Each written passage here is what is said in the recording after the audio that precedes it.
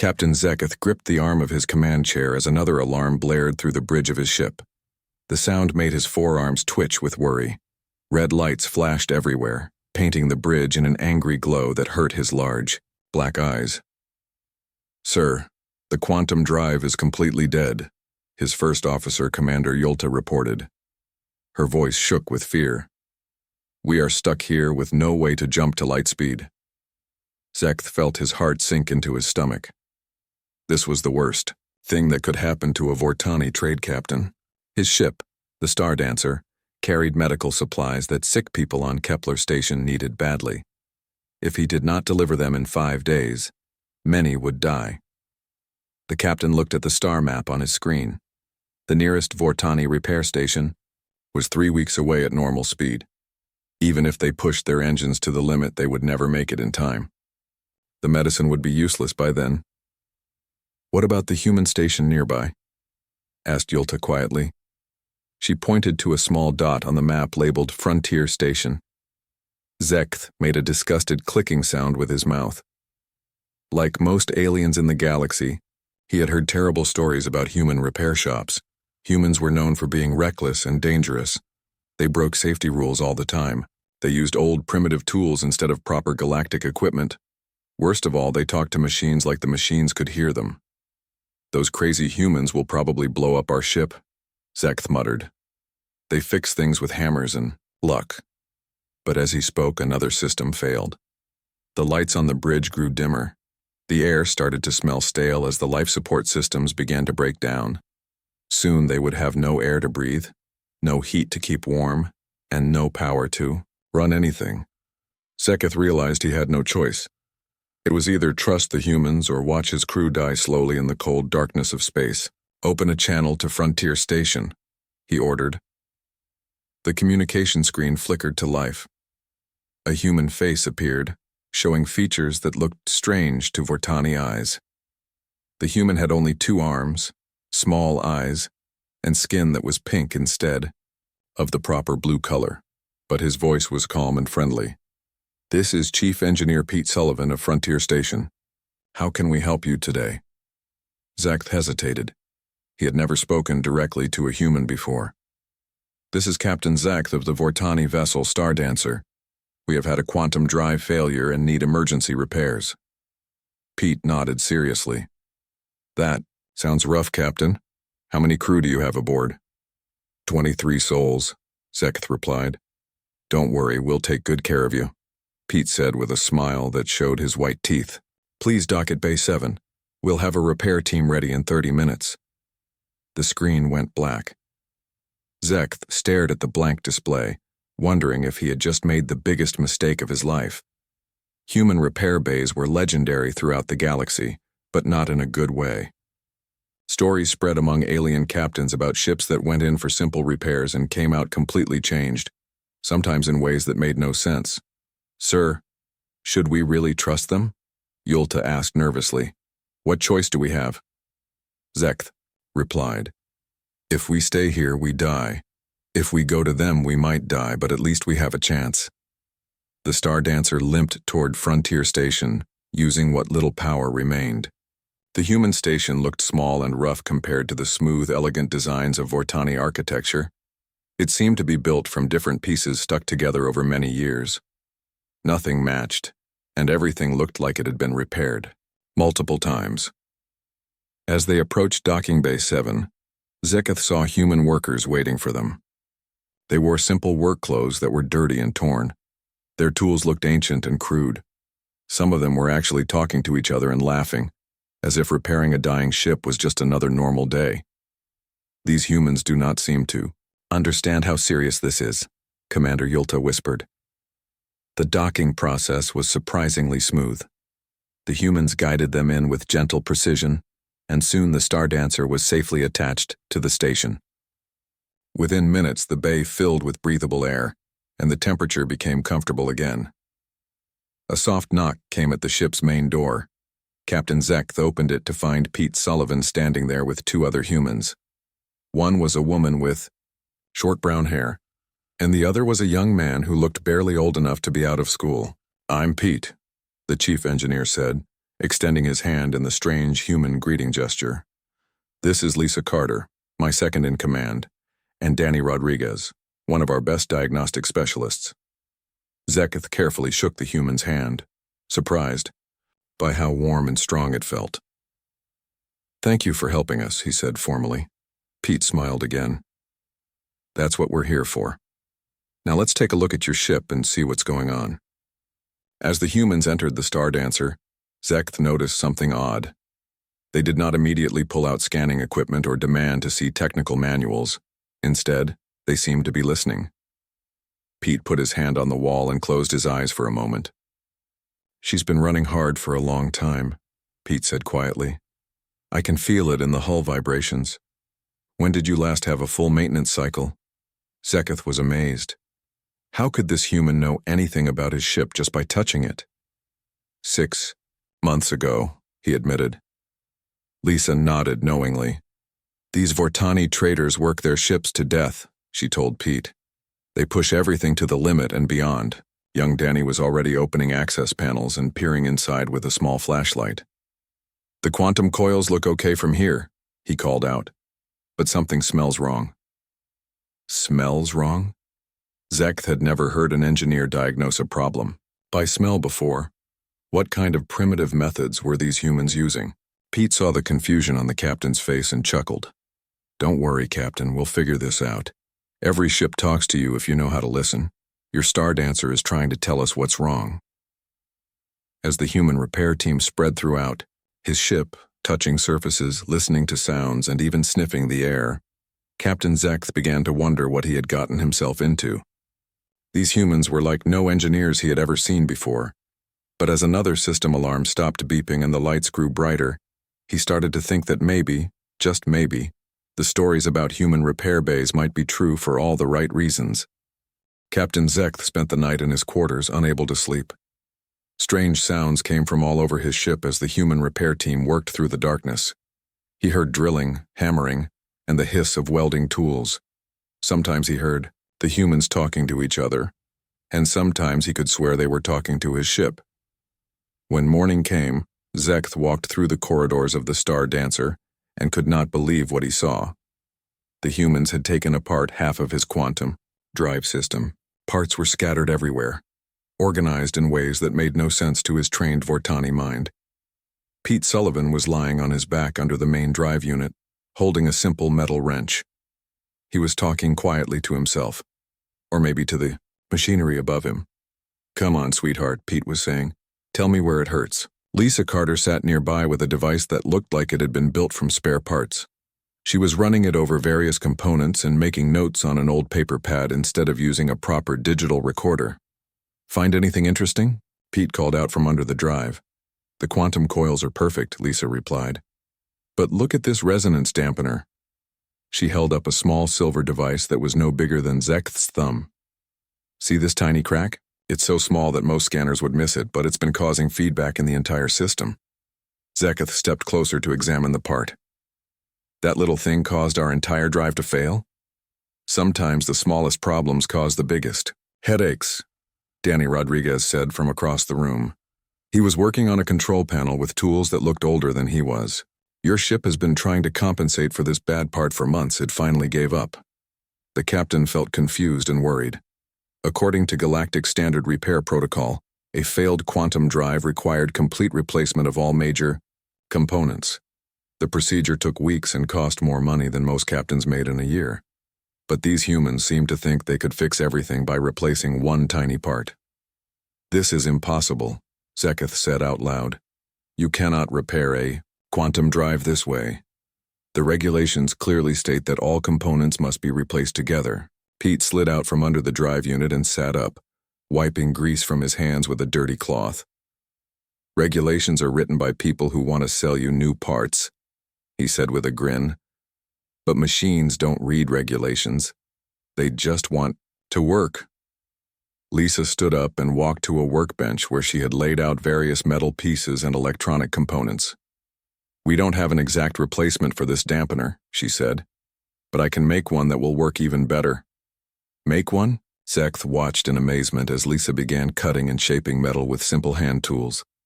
She worked quickly and confidently, as if she had done this 1,000 times before. Her movements were smooth and precise, like an artist creating a sculpture.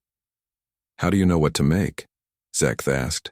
"I can see how the original part was supposed to work," Lisa explained while she worked. "But whoever designed it made a mistake. The metal is too thin in one spot and too thick in another. My version will be stronger and more balanced." Danny looked up from his work on the control panel. "Lisa has magic hands," he said. "She can make parts that work better than the factory originals." As the day went on, Zekth watched the human repair team work with growing amazement. They did not follow any procedures he recognized. They seemed to make up solutions as they went along, combining old techniques with new ideas in ways that should not have worked. Pete used a hammer to adjust a delicate sensor array, something that would have horrified any Vortani engineer. But somehow, the sensor began working better than it had in years. Danny fixed a control circuit by replacing an expensive Galactic standard component with a simple piece of copper wire. Lisa improved the ship's navigation computer by adding a small device she built from spare electronic parts. "Why do you work this way?" Zekth finally asked Pete during a break. "Why do you not follow proper procedures?" Pete took a sip from a cup of the bitter black liquid that humans called coffee. "Procedures are good for assembly lines," he said. "But every ship is different. They all have their own personalities, their own quirks. You have to get to know each one individually." "Ships are not alive," Zekth protested. "They are machines." "Are they?" Lisa asked, joining the conversation. "Your Star Dancer has been taking care of you and your crew for how many years?" 8 years, Zekth replied. 8 years of keeping you safe in the vacuum of space, Pete said. 8 years of reliable service carrying you from star to star. If that's not a relationship, I don't know what is. Commander Yulta appeared in the doorway, looking worried. "Captain, they are doing things to our ship that make no sense. Should we stop them?" Zekth looked around at the organized chaos of the repair work. Human tools and alien components mixed together in ways that seemed impossible. The humans worked with a confidence that came from years of experience, but also with a creativity that no manual could teach. "No," he said finally. "Let them work." As the second day ended, the humans began putting the quantum drive back together. Zeketh expected the process to take hours, but the humans worked as a team with perfect coordination.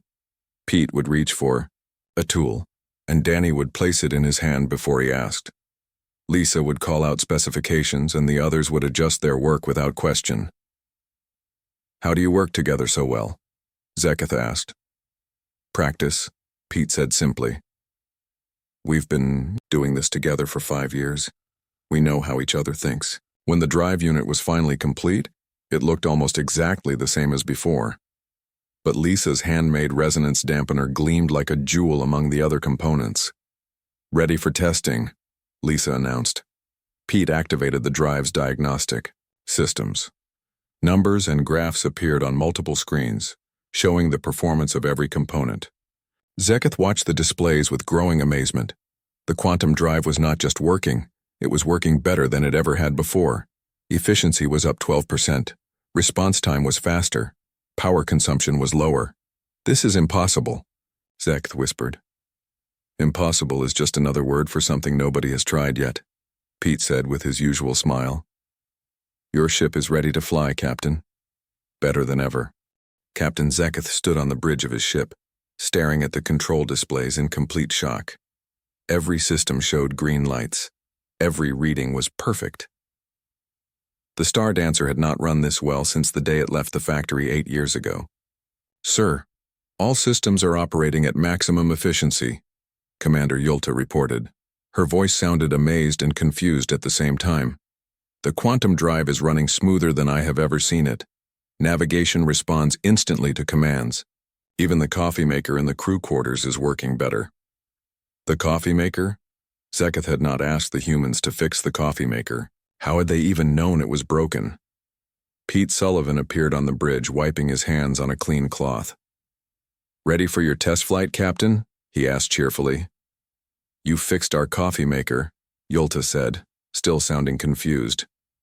Pete shrugged. Danny noticed it was making strange noises when he walked past the crew quarters. Took him 5 minutes to adjust the heating element. No charge for that one. Zekth shook his head in wonder. These humans noticed everything, even problems that had nothing to do with their main job. Are you certain the quantum drive will work properly? Only one way to find out, Pete replied. Take her for a spin. The test flight was supposed to be a simple jump to the edge of the solar system and back. Zeketh engaged the quantum drive with nervous fingers, expecting alarms and warning lights. Instead, the Star Dancer leaped into hyperspace with a smoothness he had never experienced before. The jump that normally took 12 minutes was completed in 10. The ship dropped out of hyperspace exactly where Zeketh had programmed it to go. With no drift or correction needed, every system performed perfectly. This is incredible, Yulta whispered as they returned to Frontier Station. Our ship feels 20 years younger. When they docked again, Pete was waiting with a payment tablet. Zeketh looked at the numbers and blinked his large eyes in surprise. The bill was less than half of what he had expected to pay. There must be a mistake, Zeketh said. You have barely charged us anything. Pete laughed. Most of the work was done with creativity and spare parts we had lying around. We only charge for what we actually use.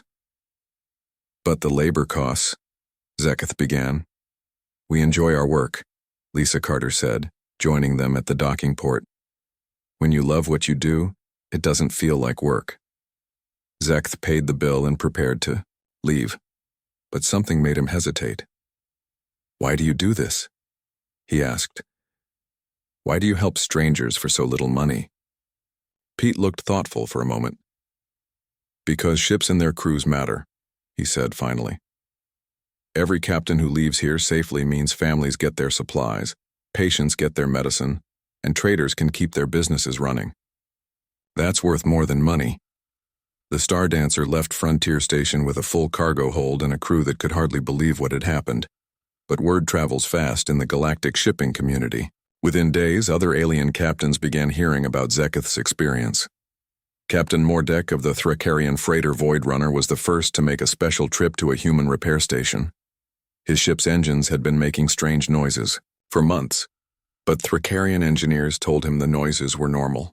The humans at Luna Station found and fixed 3 different problems in less than a day. Captain Silana of the Zeltharian passenger liner Star Crown had been told her ship's life support system would need complete replacement within a year. Human engineers at Ceres Station rebuilt the entire system using half original parts and half creative improvements. The new system worked better than the original and would last twice as long. Each success story spread to more captains. Each repair exceeded expectations in ways that seemed impossible, according to galactic engineering standards. Dr. Elena Rodriguez, the xenotechnology specialist at Frontier Station, began keeping detailed records of every alien ship that came through their repair bay. What she discovered amazed even her scientific mind. Human repair teams achieved results that were statistically impossible. Ships did not just get fixed, they got improved. Fuel efficiency increased by an average of 15%. System reliability improved by 20%. Many ships left human repair bays performing better than they had when they were brand new. How do you explain this? Dr. Rodriguez asked Pete during one of their regular meetings. Pete thought about the question while sipping his coffee. I think it's because we don't just fix what's broken, he said. We try to understand why it broke in the first place, and then we fix that too. But according to galactic engineering principles, many of your repairs should not work at all, Dr. Rodriguez pointed out. Maybe galactic engineering principles are missing something, Pete replied with a smile. Within 6 months, human repair stations were booked solid with alien ships. Captains who had never trusted human technology were making appointments weeks in advance. Some alien engineers even began asking to observe human repair techniques, though few could understand the seemingly chaotic methods. Captain Zekth found himself visiting human repair stations regularly, not because his ship needed repairs, but because he had become friends with Pete and his team. The Star Dancer had never run better, and Zekth's business had never been more profitable. You humans have changed everything, Zekth told Pete during one visit. We just listened to what the ships were trying to tell us, Pete replied. Amazing. What you can learn when you pay attention. Other alien captains began asking Zeketh for advice about human repair stations. He always gave the same answer. Trust them. They know things about your ship that you do not know yourself. The reputation of human repair bays spread throughout the galaxy like wildfire. Ships that had been written off as too old or too damaged were brought back to life by human engineers who refused to accept that anything was truly beyond repair. The age of human engineering supremacy had begun, built one impossible repair at a time by people who believed that every problem had a solution, and every ship deserved a second chance. 6 months after Captain Zekth's first visit to Frontier Station, human repair bays across the galaxy were busier than anyone had ever imagined possible. Ships from dozens of different alien species lined up at human stations, waiting for repairs that other engineers said could not be done. At Luna Station, Chief Engineer Danny Martinez stood in the main repair bay, watching his team work on 3 different alien ships at the same time. A Thracarian battlecruiser sat next to a delicate Zeltharian science vessel, while a massive Corvan cargo hauler took up most of the far end of the bay. A group of curious Thracarian engineers had come to watch the humans work. They stood in a small cluster, taking notes and asking questions that showed their complete confusion about human methods. How do you know which tool to use? Asked Engineer Tokvar, the leader of the Thracarian group. Danny looked up from the plasma conduit. He was adjusting by hand without any diagnostic equipment at all. Experience mostly, he said. After a while, you develop a feel for what each ship needs. But where are your procedures? Another Thracarian asked. Where are your technical manuals and safety protocols? Danny laughed and pointed to his head. Most of it is up here. We learn by doing, not by reading. The Thracarians looked at each other with obvious concern. Their entire engineering culture was based on following exact procedures that had been tested and approved by committees of experts. The idea of fixing complex machinery without written instructions seemed like madness to them. Watch this, Danny said, walking over to the Corvan cargo hauler. He placed his hand on the ship's hull and closed his eyes for a moment. This ship has been overloaded for months. The structural supports are stressed but not damaged. The engines are working too, hard because the power distribution system is not balanced properly. He had never seen this ship before. He had not run any diagnostics or looked at any technical specifications. Yet within minutes he had identified problems that the ship's own engineers had missed. How is this possible? Tokvar demanded. We are improvisers by nature, Danny explained, opening an access panel and peering inside with a small flashlight.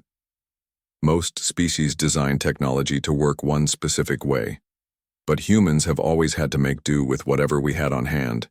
We see possibilities where others see limitations. The truth was that human engineers approached each repair job like a puzzle that needed to be solved, not like a procedure that needed to be followed. They looked at each ship as a unique individual with its own personality and problems rather than as one example of a mass-produced design. This difference in thinking led to repairs that seemed impossible to other species. Where alien engineers saw a broken part that needed to be replaced, humans saw a system that needed to be understood. They would trace problems back to their root causes and fix those, often improving the ship's performance beyond its original specifications. Lisa Carter was working on the Zeltharian science vessel, replacing a failed sensor array with something she had built herself using parts from the station's supply room. The Zeltharian captain, a nervous creature named Sileth, watched her work with obvious worry. Are you certain this will function properly? Sileth asked for the 10th time.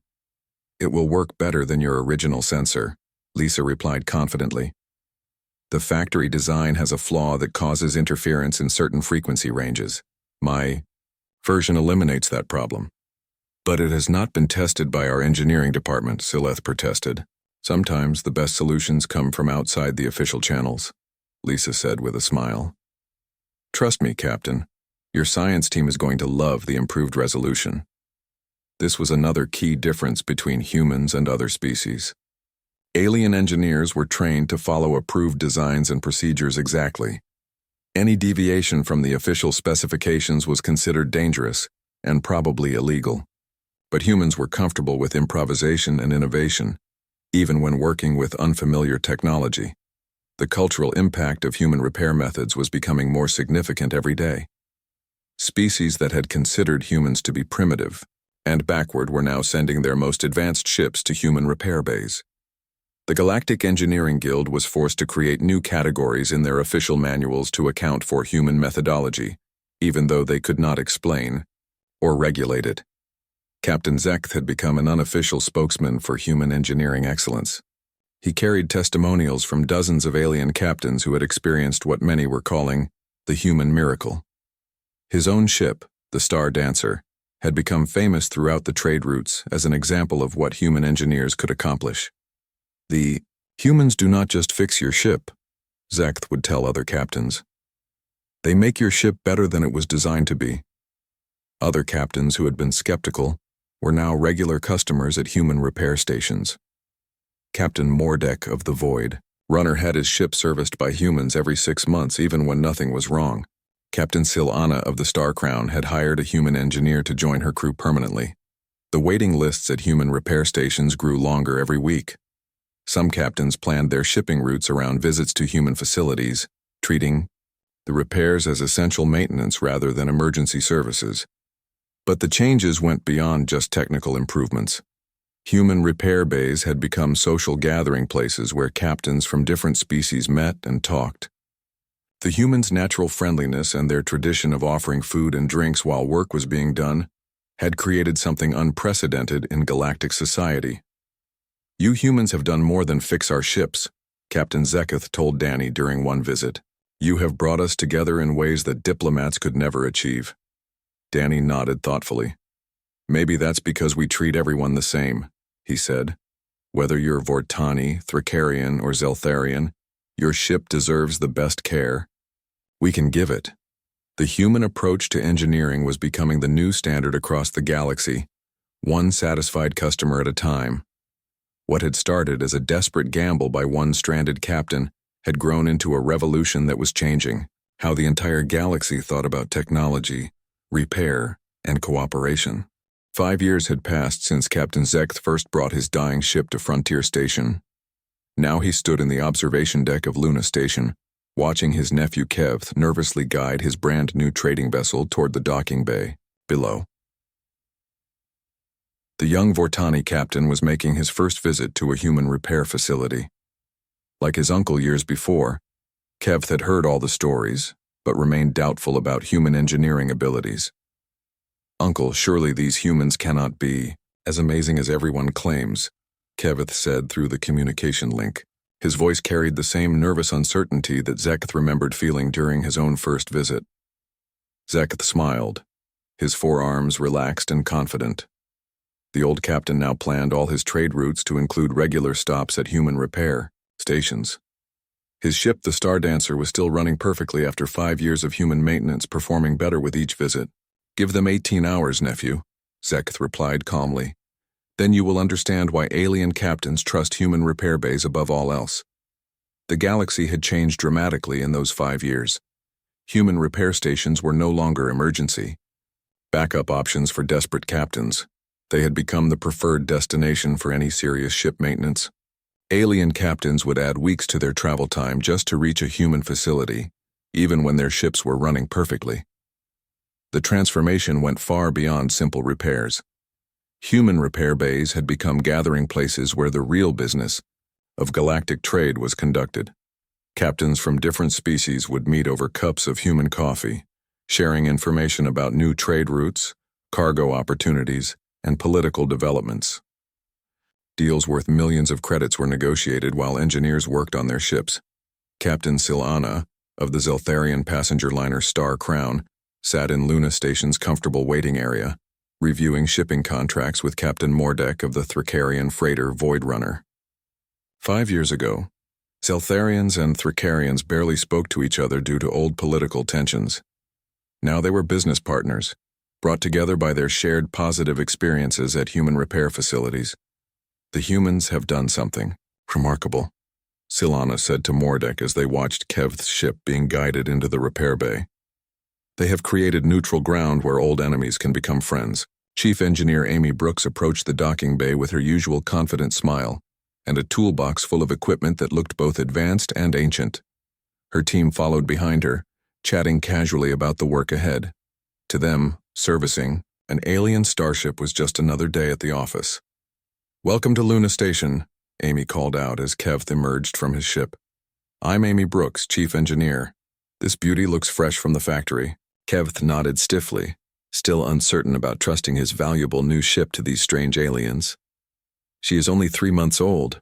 I'm not sure she needs any repairs." Amy walked around the ship slowly, running her hands along the hull and listening to the subtle sounds of the engines cooling down. "Every ship needs a little attention now and then," she said. "Even new ones have room for improvement." "Improvement?" Kev asked suspiciously. "The ship is perfect as designed." "Perfect is just the starting point," Amy replied with a grin. "Let us show you what your ship could become." As Amy's team began their work, Kevith watched with the same amazement his uncle had experienced years before. The humans approached his pristine vessel with a combination of respect and curiosity, treating it like a living thing that deserved individual attention. They found small inefficiencies in the power distribution system that even the factory inspectors had missed. They adjusted engine settings to improve fuel consumption by 8%. They upgraded the navigation computer with modifications that would make it respond faster and more accurately. But most importantly, they did all of this while maintaining constant conversation with Kevith, explaining their work and teaching him things about his own ship that he had never known. "Your ship has a good heart," Amy told him as her team finished their work. "She wants to take care of you, but she needs a little help to reach her full potential." Kevith found himself believing the human engineer, even though the idea of ships having hearts seemed ridiculous. But as he watched the performance tests, he could not deny the results. His ship was running smoother, faster, and more efficiently than it had when he first bought it. Captain Zekth joined his nephew in the docking bay as the work was completed. "What do you think now?" he asked. Kevth stared at his ship's improved performance readings in wonder. "I think I understand why you plan all your routes around human repair stations," he admitted. The legend of human repair bays had become galactic reality. What had started as one desperate captain's last hope had grown into an industry that employed thousands of humans and served millions of alien spacers. Human repair techniques were studied in engineering schools across the galaxy, though few non-human students could master the intuitive approach that made humans so successful. The Galactic Engineering Guild had officially recognized human methodology as an acceptable alternative to traditional repair procedures. Some alien species had even begun sending their own engineers to train at human facilities, hoping to learn the secrets of human success. But the real secret was not technical at all. It was cultural. Humans approached each ship and each customer as individuals deserving of personal attention and care. They built relationships instead of just completing transactions. They solved problems instead of just following procedures. Amy Brooks handed Kev the bill for his ship's service, and like every alien captain before him, he was surprised by how reasonable the cost was. "Every ship has a story to tell," Amy said as Kevith prepared to leave. "We just help them tell it better."